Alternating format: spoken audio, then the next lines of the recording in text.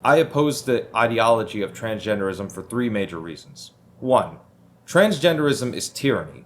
This is not a live and let live ideology. This is an acquiesce or suffer the consequences ideology.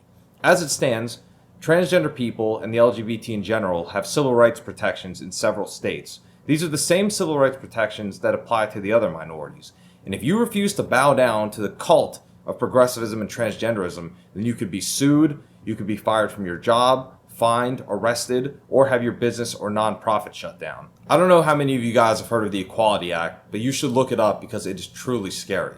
If this law is passed, then transgender people and the LGBT in general would have civil rights protections at the federal level, and then this tyranny would go nationwide. Civil rights protections were designed to extend to those who have certain immutable characteristics, not those who are pretending to have certain characteristics. Transgenderism, also known as gender dysphoria, is a mental disorder. These people are delusional. They think that they're the opposite sex. But the problem is that our government is forcing us to play along with the delusion by using preferred pronouns and treating these people like they're the opposite sex. And that is tyranny. This reminds me of Winston, the protagonist of George Orwell's dystopian science fiction novel 1984. Towards the end of the book, Winston is being tortured by O'Brien, one of the members of the dystopian regime. O'Brien is trying to get Winston to admit that 2 plus 2 equals 5.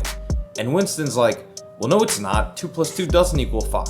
And O'Brien says, well, it can be. It can be if we say that it is. So that's pretty much where we're at right now. Men can identify as women, women can identify as men, and 2 plus 2 equals 5. Number 2. Transgenderism is a mechanism through which children are sexualized and sexually abused in the worst way. You see, the problem with the LGBT is that they've hijacked the truth and they've corrupted the moral compass of countless men and women across this country. People think that it's okay to cut the body parts off of perfectly healthy boys and girls and chemically castrate them just because the LGBT says it's okay. I've said it before and I'll say it again. This transgenderism agenda is going to lead to pedophilia being normalized. As it stands, we have parents who are taking their children to drag shows and drag queen story hour, and oftentimes there's explicit sexual content going on at these events. Furthermore, children are allowed to now change their sex, and the next argument is going to be that since children can consent to changing their sex, they are sexual beings and they should be allowed to consent to having sex. Number 3. Transgenderism is a slap in God's face.